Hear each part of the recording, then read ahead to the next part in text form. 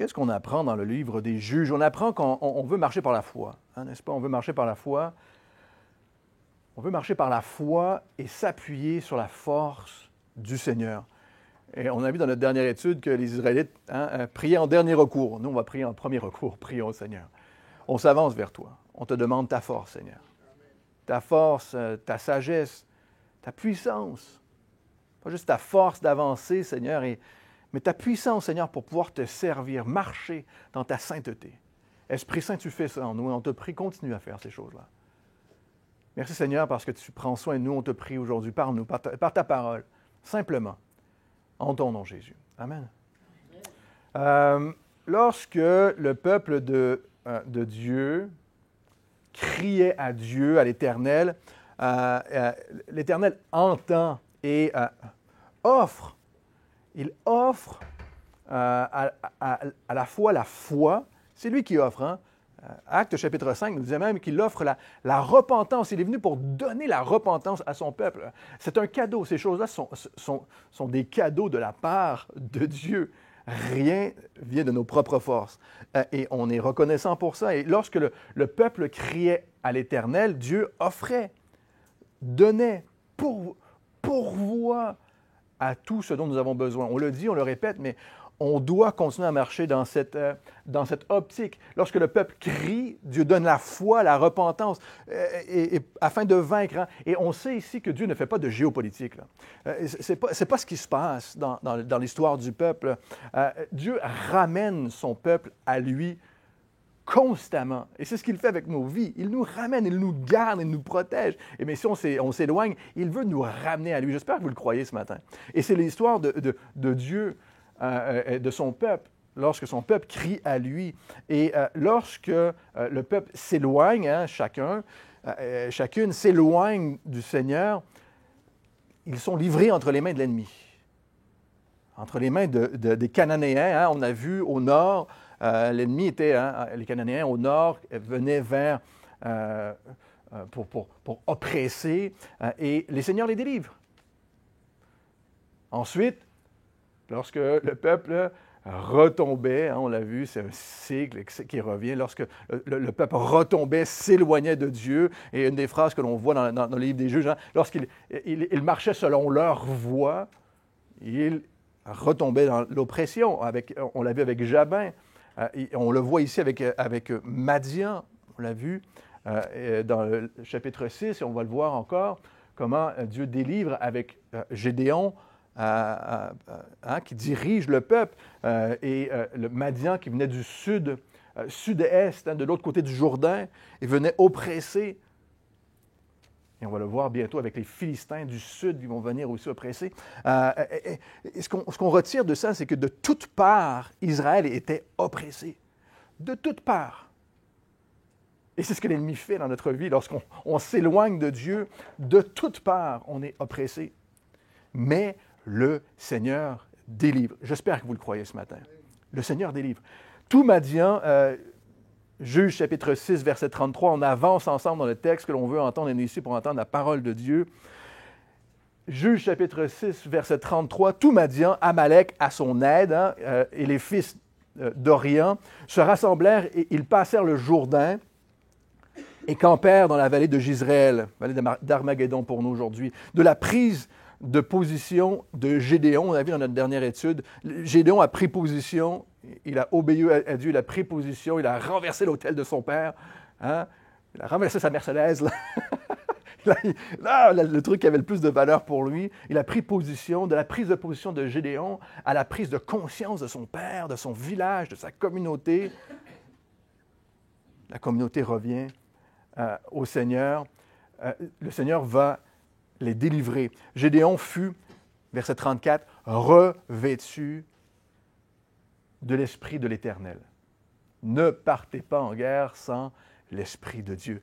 Ne vous engagez pas. On le répète, Actes chapitre 1, Jésus a dit, allez, faites des nations des disciples, mais attendez le Saint-Esprit. Ne partez pas sans lui. Ne faites pas les choses par vos propres forces. Gédéon fut entouré, habillé, revêtu du Saint-Esprit. Gédéon se lève, on le voit, hein, il a, écoutez bien, la parole de Dieu et il a la force du Seigneur. Il est revêtu du Saint-Esprit. Un commentaire biblique que je lisais cette semaine disait avec justesse, lorsqu'on cherche à faire la volonté de Dieu, sa parole pour nous est toujours et encore aujourd'hui, Zacharie chapitre 4, ni par la puissance, ni par nos propres forces, mais c'est par l'Esprit du Seigneur. Lorsqu'on cherche à faire la volonté de Dieu, la parole de Dieu pour toi aujourd'hui est encore la même chose. Ni par la puissance, ni par la force, la tienne, mais par le Saint-Esprit. Et c'est cette parole-là qui est pour nous aujourd'hui. Paul, vous savez, Paul, même avec les Galates, dans Galates, chapitre 3, Paul va dire, vous qui avez commencé par le Saint-Esprit, êtes-vous aussi assez fou pour terminer par votre propre chair? Après avoir commencé par l'Esprit, serez-vous tenté de finir par la chair? Gédéon fut revêtu de l'Esprit de l'Éternel et il sonna la trompette.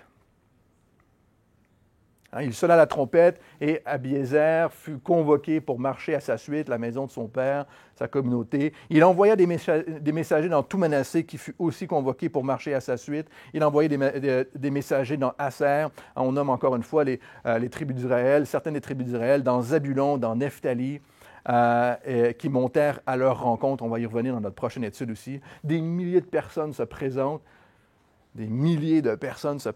pour venir au combat. On voit Gédéon revêtu de cet esprit qui accomplit son travail de leader. Là. Être leader, c'est assez simple.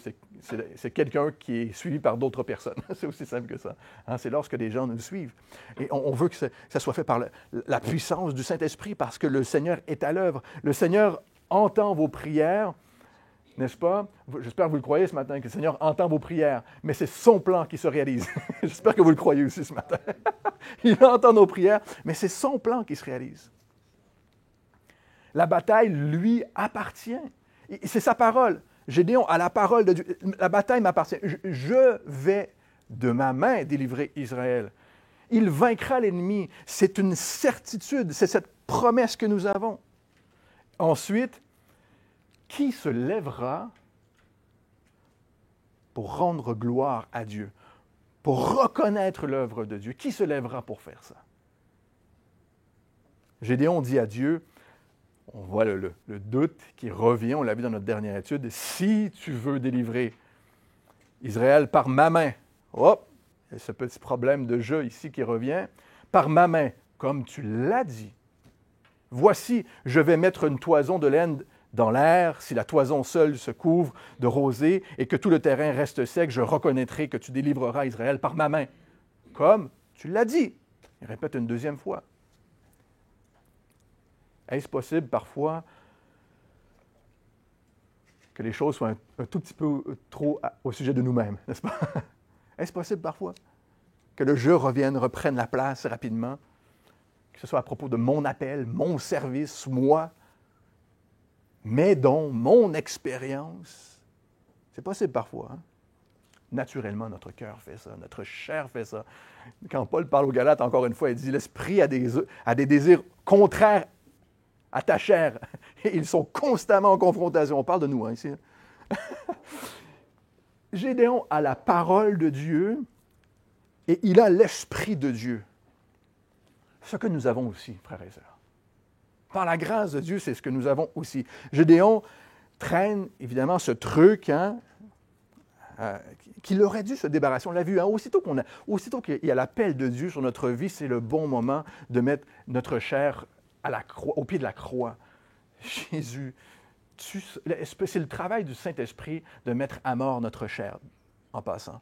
C'est le bon moment, aussitôt qu'on a l'appel de Dieu dans notre vie, de remettre notre chair au pied de la croix, de dire « Seigneur, débarrasse-moi de ça, s'il te plaît. » Gédéon traîne ce petit truc ici, et ce qui est triste, c'est qu'à la fin de son histoire, ça le fera tomber. On ne voit pas Paul dans le Nouveau Testament mettre des toisons, des conditions devant Dieu. Hein? Nous avons la meilleure chose pour nous affermir, frères et sœurs, la parole de Dieu, l'œuvre de Dieu, les dons du Saint-Esprit, la paix que Dieu a donnée, la foi. Nous avons ce qu'il y a de meilleur en Dieu pour pouvoir obéir, frères et sœurs. J'espère que vous le croyez ce matin. Surtout, nous avons, encore une fois, sa parole. Elle est complète. Et la parole de Dieu nous assure encore aujourd'hui de la victoire sur l'ennemi. Pourtant, les doutes, les craintes, parfois sont là, mais le Seigneur est là. Rappelez-vous ceci. Malgré le doute, malgré les craintes parfois, le Seigneur est là. Il arriva ainsi, verset 38, le jour suivant, il se leva de bon matin, pressa la toison et en fit sortir la rosée, qui donna de l'eau, plein une coupe. Bon, une coupe pleine d'eau, si je comprends bien. Le problème de Gédéon ici, encore une fois, c'est qu'il craint. Hein? Il est à la limite du doute.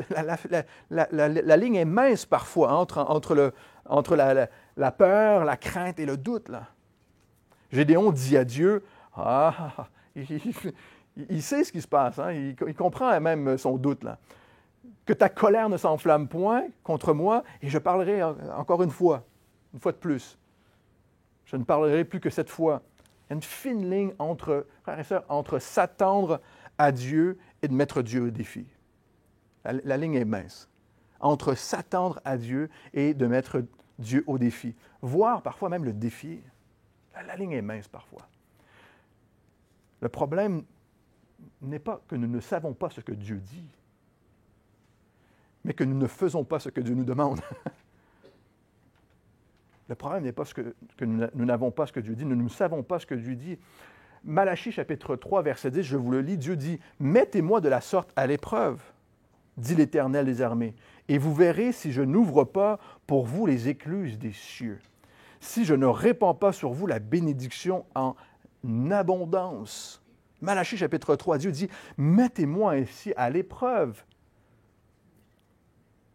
Et Malachie est clair, et Dieu est clair. Mettre Dieu à l'épreuve, c'est par l'obéissance. Mettez-moi ainsi comment?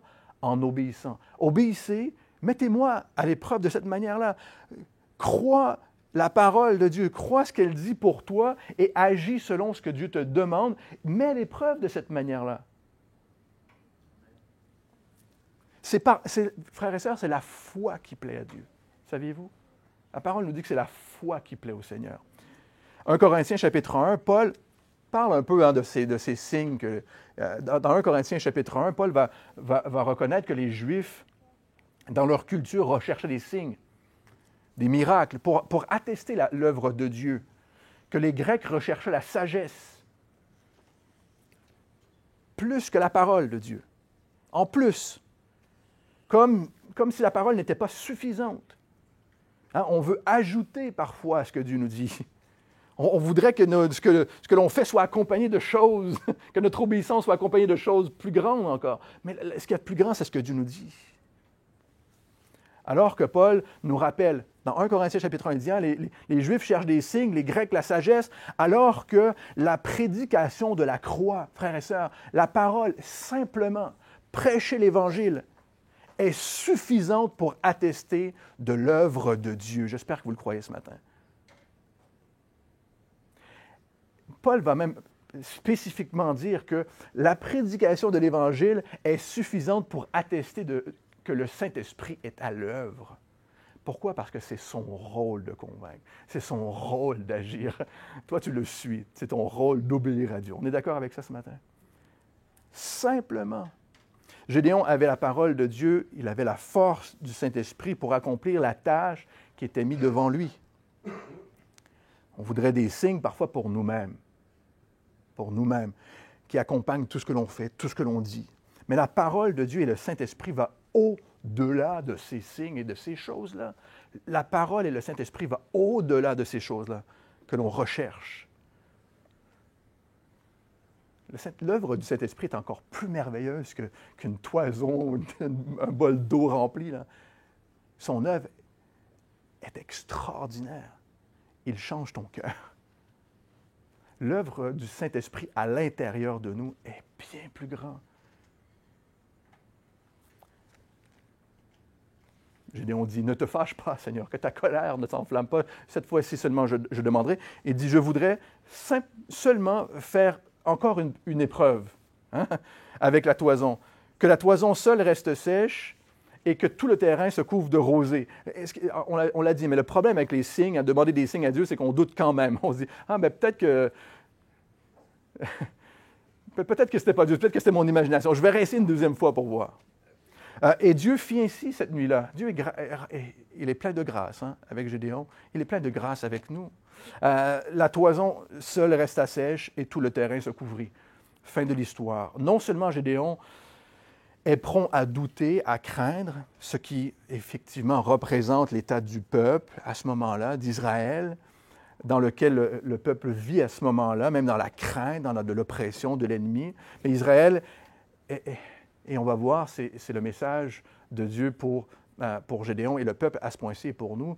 Non seulement ils craignent, il y a une réalité et Dieu comprend que l'on craint, que Dieu comprend et il est plein de grâce parce qu'il sait que l'on passe par ces choses-là. Mais un des autres problèmes ici, c'est qu'Israël est à risque de garder la gloire pour lui-même. Est à risque de garder la gloire pour lui-même. Lorsque Dieu dit à Israël d'entrer en possession du pays, on le voit avec Josué, lorsqu'il dit « Prenez possession du pays ». Mais chassez l'ennemi du milieu de vous. Le doute, la peur et l'orgueil, frères et sœurs, sont ces choses, est l'ennemi que nous voulons chasser du milieu, du dedans de nous. Fait partie de cet ennemi que tu veux qu'il soit chassé du dedans de toi. J'espère que vous le croyez ce matin. Chapitre 7, Juge chapitre 7, Jérubbaal, le surnom qu'on lui a donné après avoir renversé l'autel de son père, que Baal se défende, qui est Gédéon donc. Et tout le peuple qui était avec lui se levèrent, encore une fois, qui se lèvera? Se levèrent de bon matin et campèrent près de la source de Harod, qui signifie, qui signifie le puits de terreur. Rien pour calmer les Israélites. Le camp de Madian était au nord de Gédéon, vers la colline de Morée. Et cette colline-là de Morée, qui était vert, là où se trouvait Madian, signifie un enseignement. Il y a quelque chose à en tirer, là. Il y a un enseignement à en tirer qui était dans la vallée. Donc, Israël arrive, il y a des milliers de personnes qui arrivent, ils le regardent dans la vallée. Ils sont, le texte va nous dire qu'ils étaient 32 000 personnes. Gédéon et ceux qui le suivaient, 32 000 personnes, ça fait quand même pas mal de monde, mais qui regardaient dans la vallée et il y avait 135 000 personnes qui étaient devant eux. Le chapitre 8 va le confirmer. 135 000 personnes qui étaient devant eux à ce moment. L'Éternel dit à Gédéon, « Le peuple que tu as avec toi est trop nombreux. » On connaît l'histoire à partir d'ici. Le peuple que tu as avec toi est trop nombreux pour que je livre Madian entre ses mains. Et voici pourquoi. Il pourrait en tirer gloire contre moi. Et dire, c'est ma main qui m'a délivré. Le message de Dieu est simple. Nous sommes enclins à garder la gloire pour nous-mêmes. Nous sommes enclins à garder la gloire pour nous-mêmes. Est-ce que l'on rend grâce et gloire au Seigneur pour toutes choses? On est habitué, on a un petit train-train quotidien, on est les chrétiens, là, tous les repas, on rend grâce. Merci Jésus pour la nourriture. On ouvre les yeux, on mange. Est-ce qu'on rend grâce et gloire à Dieu pour toutes choses? Est-ce que l'on reconnaît que c'est lui qui nous donne, mais c'est lui qui est à l'œuvre? J'espère que oui. On s'enfle d'orgueil lorsqu'on regarde à nos œuvres, frères et sœurs. Lorsque c'est ma main qui fait. On s'enfle d'orgueil. Aussitôt que l'on regarde à ce que l'on fait, à nos œuvres, à notre main, on s'enfle d'orgueil. On est fortifié, à l'inverse, lorsqu'on regarde aux œuvres du Seigneur. J'espère que c'est un message d'encouragement pour vous ce matin. Lorsqu'on regarde au Seigneur, nous sommes fortifiés par ta main, Seigneur. Dieu dit à Gédéon, verset 3, « Publie donc ceci aux oreilles du peuple, que celui qui est craintif et qui a peur s'en retourne et s'éloigne de la montagne de Galade. » 22 000 hommes parmi le peuple s'en retournèrent et il resta 10 000. Un petit peu moins de monde. Quiconque est effrayé peut rentrer. 22 000 personnes partirent. Dans Deutéronome, chapitre 20, nous parle, c'est c'est pas quelque chose qui n'est pas commun ici, hein, de demander ça à ceux qui allaient combattre. Deutéronome chapitre 20, au verset 8, nous dit « Lorsque tu iras à la guerre contre tes ennemis, les officiers continueront à parler au peuple et diront « Qui est-ce qui a peur et manque de courage? Qu'il s'en aille et retourne chez lui, afin que ses frères ne se découragent pas comme lui. » Il y avait cette idée d'être influencé par cette crainte. La peur affecte. Évidemment, dans Deutéronome chapitre 20, lorsqu'on lit bien, hein, on disait la même chose à ceux qui étaient en train de bâtir une maison. Reste chez toi, construis ta maison. Ceux qui venaient de se marier, reste pendant 1 an, prends soin de ton mariage. Et ici, il disait qu'il y a vraiment cette idée-là que des fois, on est préoccupé par les choses du monde. Des fois, on est préoccupé par nos maisons. Qui est occupé par son jardin? Là? Il n'y a pas d'eau, là. On dit, il n'y a pas d'eau. Là. Qui est préoccupé par ça? Qui est préoccupé par son mariage, jeune marié? Ah oui, c'est ça. Hein? On était préoccupé par les choses du monde et par les choses qui étaient à l'intérieur de nous. Et non seulement ça, ça influence. Ça a une influence dans l'œuvre de Dieu. Pire que ça, la peur, frères et sœurs, engendre l'orgueil. La peur engendre l'orgueil. Et le seul remède aux deux, la peur et l'orgueil, est dans notre relation avec Dieu. Le seul remède. Tournez avec moi dans 1 Jean chapitre 4.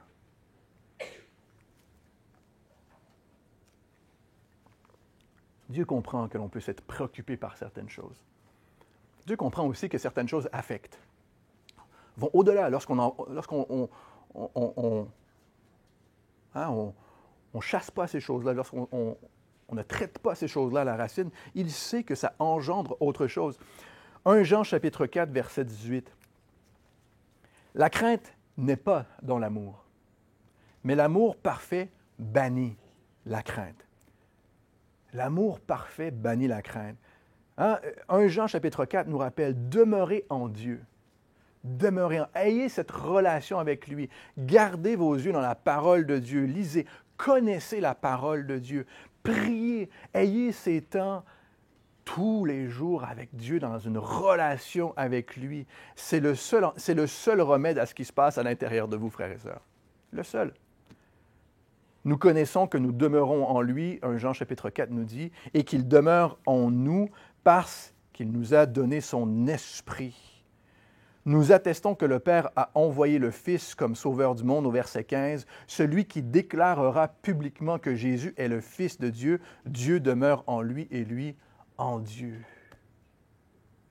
Nous reconnaissons que Dieu nous a donné son esprit, sa force, parce que nous demeurons en lui. Nous nourrissons notre relation avec lui. Et dans cette relation-là, l'amour bannit la crainte dans notre relation avec Dieu. L'idée est de comprendre assez simplement que nous avons besoin de lui, frères et sœurs. Nous avons besoin de lui à chaque instant. Aussitôt qu'on regarde à nous-mêmes, on craint. Plus que ça, on s'enorgueillit. Aussitôt. Il reste 10 000 personnes, mais Dieu va dire, c'est encore trop nombreux. C'est trop dangereux qu'ils gardent la gloire pour eux-mêmes. Donc, verset 4, Juge chapitre 7, l'Éternel dit à Gédéon, le peuple est encore trop nombreux. Fais-les descendre vers l'eau, et là, je t'en ferai le triage. Celui dont je te dirai que celui-ci aille avec toi, ira avec toi. Celui-ci dont je te dirai que celui-ci n'aille pas avec toi, n'ira pas avec toi. Le Seigneur fait un test secret ici. Hein? Il ne dit pas le résultat du test à Gédéon. Il demande à Gédéon d'obéir. On ne sait jamais, frères et sœurs, à quel moment dans notre vie le Seigneur va nous mettre à l'épreuve. Et c'est très souvent dans les choses les plus ordinaires et les plus simples de la vie qu'il va le faire. Dieu a mis Abraham à l'épreuve. Il a mis chaque homme, chaque femme à son service à l'épreuve d'une manière ou d'une autre. Il l'a toujours fait. Il le fera toujours. On a vu qu'il mettait son peuple à l'épreuve. Il a dit dans Juge chapitre 2, depuis le début, il doit nous mettre à l'épreuve afin que nous soyons prêts à combattre. 1 Pierre chapitre 1, verset 7, je vous le lis.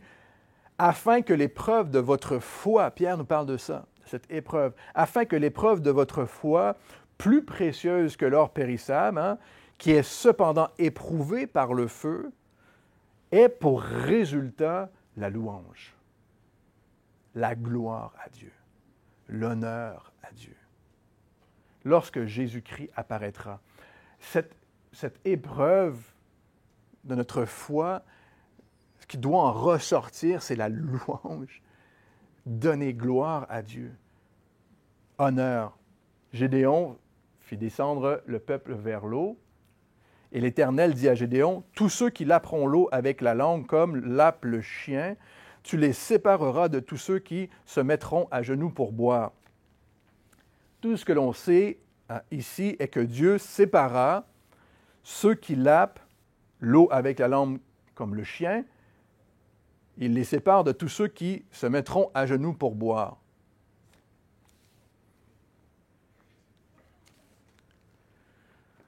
Le moins que l'on peut se dire avec ceci est que, évidemment, un chien ne réfléchit pas nécessairement avant d'aller boire ou manger, n'est-ce pas? C'est le moins qu'on peut se dire. On a peu sur ce que Dieu, l'intention de Dieu derrière, autre que, et je ne sais pas si vous avez des animaux, un chien. C'est l'image que Dieu donne, compare ici. Mais si vous avez un chien, ne laissez pas une tranche de jambon sur le coin d'une table. Votre chien a beau être le plus dressé possible sur la terre, vous savez qu'il ne réfléchit pas deux fois avant d'aller chercher la tranche de jambon. Ici, Dieu nous dit au verset 6, « Ceux qui lapèrent l'eau en la portant à la bouche avec leurs mains furent au nombre de 300 hommes. Et tout le reste du peuple se mit à genoux pour boire. » Peut-être que Gédéon se dit, bon, enfin, au moins, il n'y a que 300 personnes qui vont partir. N'est-ce pas? Seulement 300 seront retranchés. Au verset 7, « Et l'Éternel dit à Gédéon, c'est par les 300 qui ont lapé que je vous sauverai et que je livrerai Madian entre tes mains. Que tout le reste du peuple s'en aille chacun chez soi. » Il faut raisonner là. Gédéon, ça devait tourner là, dans la tête des gars. Là. OK. Tristement, si le but de Dieu ici, c'est qu'on ne garde pas la gloire pour nous-mêmes, je pense qu'ici, il y a même un danger de croire que c'est une élite spéciale. Ah ben c'est les 300 meilleurs. Il nous a quand même comparé à des chiens là, qui lapent, qui ne réfléchissent pas deux fois avant d'aller boire. Je ne pense pas que... Quand Gédéon a dû voir les 300, il a dû voir que, ce n'est pas les 300 plus brillants, donc on va aller avec les 9700. Non, Dieu a dit, c'est par ces 300-là que je vous délivrerai. Gédéon est un fermier. Lorsque Dieu l'appelait, là, il battait le froment là, dans sa petite jarre. C'était un petit fermier, un jeune fermier. Le matin, il était fermier. Le soir, il était appelé à délivrer Israël. Le but de Dieu ici, c'est que le peuple ne garde pas la gloire pour lui-même. Que personne ne puisse garder la gloire pour lui-même. Frères et sœurs, il n'y a pas de place pour l'élitisme dans le service de Dieu. Il n'y a pas de place pour l'élitisme dans le service de Dieu. Il n'y a pas de place pour l'orgueil dans le service de Dieu. Dans 1 Corinthiens, chapitre 1, Paul continue dans son idée, on cherche des signes, la sagesse. Dans 1 Corinthiens, tournez avec moi, 1 Corinthiens, chapitre 1, verset 26, Paul continue son idée. Voici ce qu'il va dire. Je pense que c'est le message de Dieu. Pour nous, aujourd'hui, c'est le message que Dieu avait pour Gédéon et le peuple à ce moment. 1 Corinthiens, chapitre 1, verset 26. « Considérez, frères, comment vous avez été appelés. Il n'y a ni parmi vous beaucoup de sages selon la chair, ni beaucoup de puissants, ni beaucoup de nobles. Dieu a choisi les choses folles de ce monde pour confondre les sages. Dieu a choisi les choses faibles de ce monde pour confondre les forts.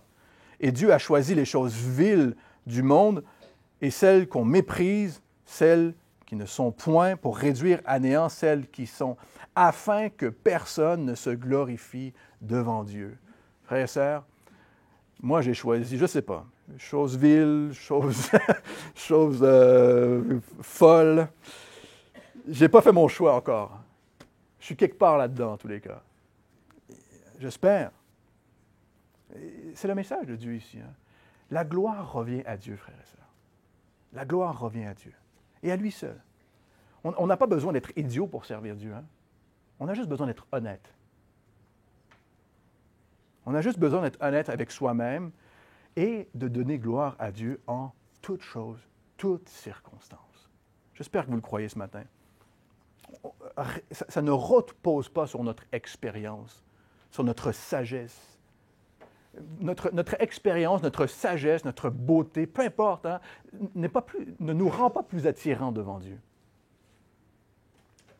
Dieu, ici, dit même qu'on s'en vanterait de ces choses. C'est Dieu ici qui regarde et qui choisit. Dieu a dit à Gédéon, « Là, je t'en ferai le triage.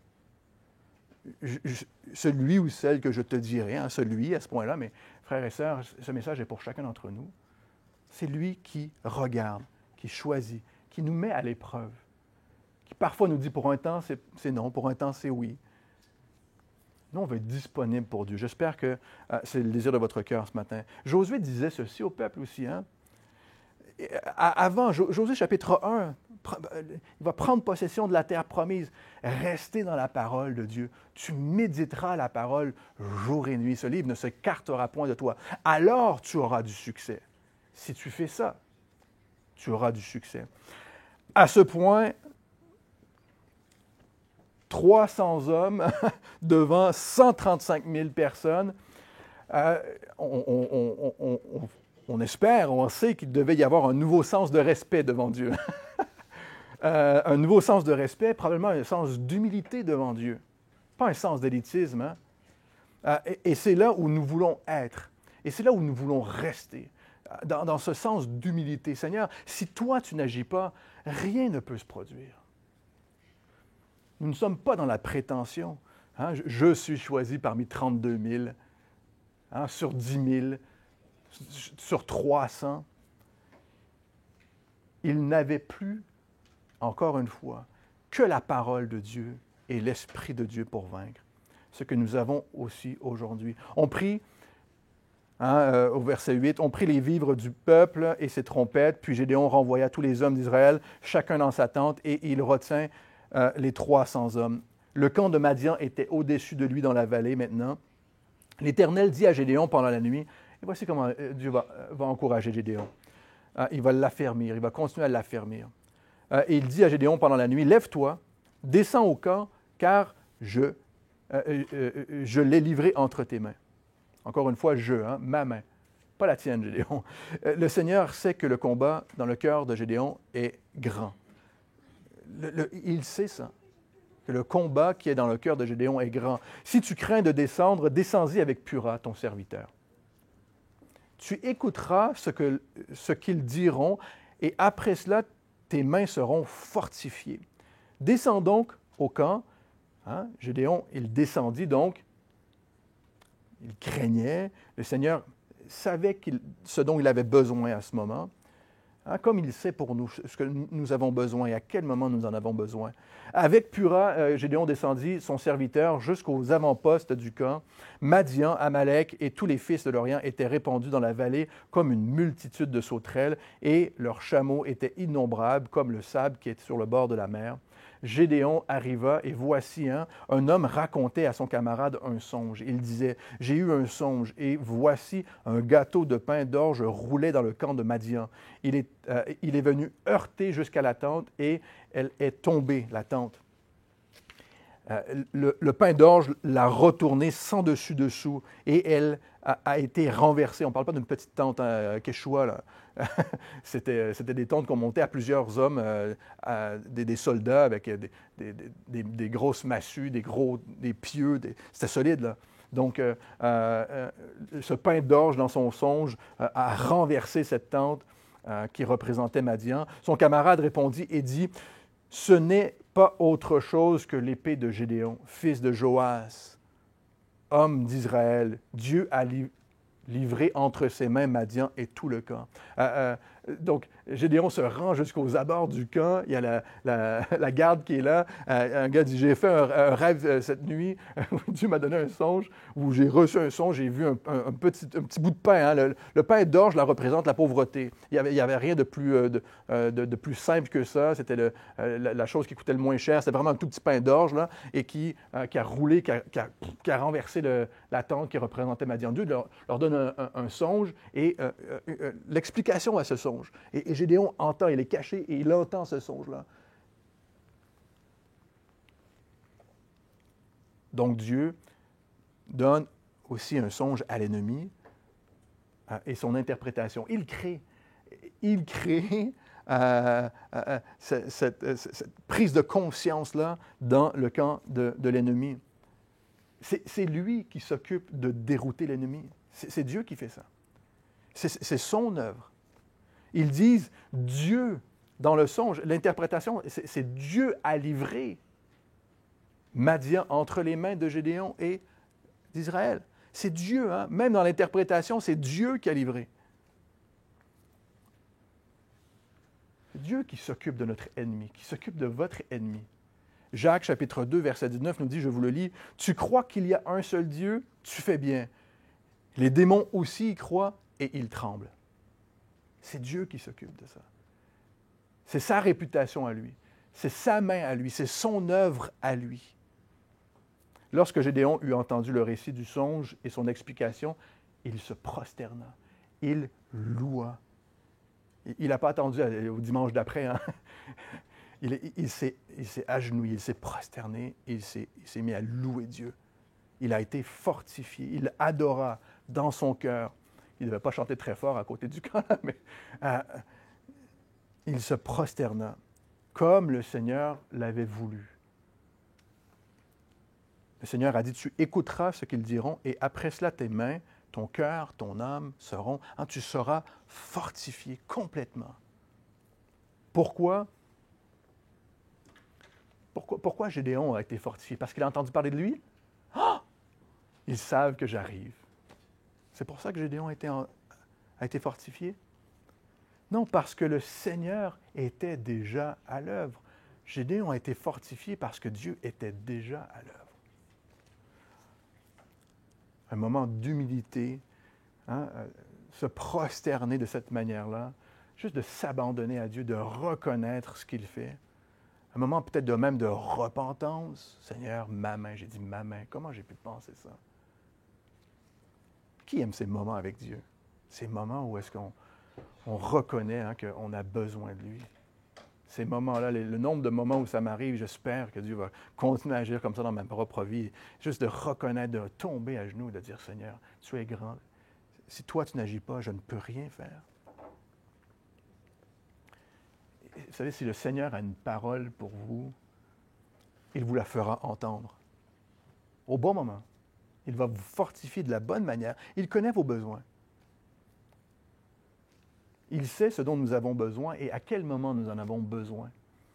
Dieu dit, hein, revint au camp d'Israël et dit au peuple, levez-vous car l'Éternel a livré entre vos mains le camp de Madian.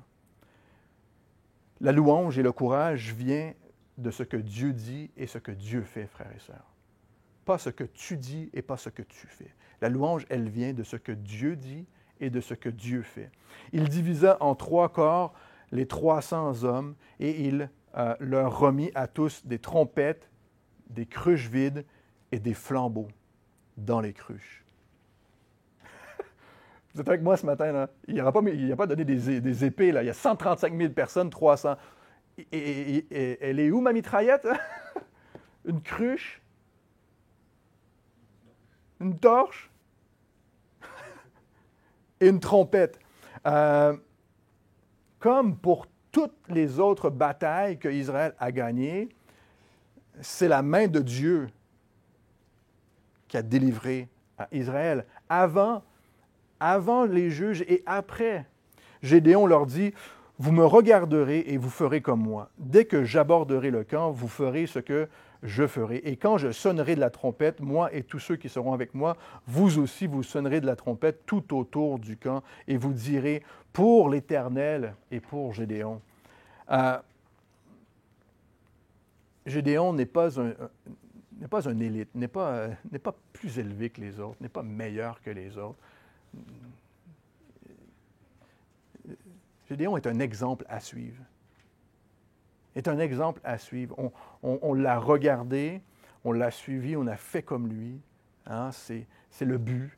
Gédéon et les 100 hommes qui étaient avec lui arrivèrent aux abords du camp et au commencement de la veille du milieu, comme on venait de placer les gardes, ils sonnèrent de la trompette et brisèrent les cruches qu'ils avaient à la main. Les 300 corps sonnèrent de la trompette et brisèrent les cruches aussi. Ils saisirent la main gauche et le flambeau de la main droite, les trompettes pour sonner, et ils s'écrièrent « Épée pour l'Éternel et pour Gédéon ». Ils ont eu foi et ils ont obéi. Et Dieu a fait le reste. Ils ont eu foi et ils ont obéi, et c'est Dieu qui a fait le reste. Ils restèrent chacun à sa place autour du camp, et tout le camp se mit à courir, à pousser des cris et à prendre la fuite. Ils ont obéi et Dieu a fait le reste. Les 300 hommes sonnèrent encore de la trompette et dans tout le camp, l'Éternel leur fit tourner l'épée les uns contre les autres. Le camp s'enfuit jusqu'à Beth-Shitta, vers Tséséra, jusqu'aux abords d'Abel-Méola, près de Taba. Ils n'auraient pas pu mettre plus de noms en même temps, là. Les hommes d'Israël, on va le voir dans notre prochaine étude, hein, les hommes d'Israël se rassemblèrent, ceux de Nephtali, d'Asser et de tout Manassé, et ils poursuivirent Madian. Et on va terminer avec ceci aujourd'hui. L'Éternel confond l'ennemi par sa force. C'est l'Éternel qui fait ça, c'est Dieu qui fait ça. C'est lui qui confond l'ennemi, comme il l'a toujours fait. Il l'a fait pour la mer Rouge, avec Pharaon. Dans Exode chapitre 14, vers l'aube, l'Éternel considéra le camp des Égyptiens du haut de la colline de nuée et de feu, et il sema le désordre parmi les Égyptiens. C'est Dieu qui fait ça. Psaume chapitre 6, verset 10, je vous le lis, écoutez ceci. « L'Éternel exauce mes supplications, l'Éternel accueille ma prière, tous mes ennemis sont confondus, saisis d'épouvante. Ils reculent soudain couverts de honte devant l'Éternel. » Ésaïe chapitre 49 nous parle de la même chose. 54, il y a tellement d'exemples où c'est Dieu qui confond. C'est Dieu qui confond l'ennemi. À ce moment dans le camp, le chapitre 8 va nous dire qu'il y a 120 000 personnes qui sont mortes. Seulement 15 000 ont réussi à s'enfuir. 120 000 personnes se sont donné la mort l'un à l'autre dans l'effroi, ils ont été confondus. Israël n'avait pas d'épée. Ils avaient une trompette, une cruche et un flambeau. Ils ont la parole de Dieu. Ils ont l'Esprit de Dieu. Il peut certainement y avoir plusieurs applications ici. Hein. Mais cette image, frères et sœurs, cette image d'être au service de Dieu, au combat, avec une trompette, une cruche et un flambeau, selon moi, est à la fois sobre et très encourageante. Très, très sobre et très encourageante. Hein? On peut laisser tomber les armes. On peut laisser tomber les diplômes. Là. On peut laisser tomber l'expérience. Par notre relation avec le Seigneur, hein, prendre sa parole, connaître sa parole pour nous, c'est elle qui nous fortifie. C'est l'œuvre du Saint-Esprit de nous fortifier, afin que l'on puisse obéir. Demandez à Dieu de continuellement nous remplir de sa force, afin de pouvoir le servir avec la trompette, avec la cruche, avec le flambeau. Gédéon et les 300 hommes d'un côté et les Madianites, hein, les Amalécites de l'autre côté, ont vécu deux expériences complètement différentes. Gédéon et les hommes d'un côté et Madian et Amalek de l'autre côté ont vécu deux choses complètement différentes. Un a été confondu et l'autre a été fortifié. Psaume chapitre 25 nous dit, « Tous ceux qui espèrent en toi ne seront jamais confondus. » Tous ceux qui espèrent en l'Éternel ne seront jamais confondus. Zacharie chapitre 9 rappelle que l'espoir du monde, de ce monde, l'espoir de chacun dans ce monde, sans Dieu, sera confondu. Le monde vit, frères et sœurs, dans la confusion. Les hommes et les femmes autour de nous, sans Jésus, vivent dans cette confusion. Ceux qui espèrent en l'Éternel ne sont jamais confondus. On peut avoir le sentiment de crainte et se réfugier en Dieu. Si c'est un sentiment qui vous envahit parfois de crainte, de doute, hein, remettez-le à Dieu. Lorsqu'on remet notre sentiment de crainte, de doute, de « Ah, qu'est-ce que je fais pour Dieu? Est-ce que je suis à la bonne place? Est-ce que je fais la bonne chose? » Lorsqu'on remet ce sentiment-là à Dieu, qu'est-ce que ça va engendrer? L'humilité, la louange, la reconnaissance. J'espère que vous êtes avec moi ce matin. C'est ce que le texte nous dit. Donner gloire à Dieu. On peut être pris par la peur et fuir. Hein? Et si on fuit devant Dieu, on a vu dans notre étude de Juge, lorsqu'on fuit devant Dieu, c'est la mort. Lorsqu'on fuit devant Dieu, on n'a plus cette sécurité. On n'a pas cet endroit où se réfugier. Si nous nous confions au Seigneur, à ce qu'il nous demande,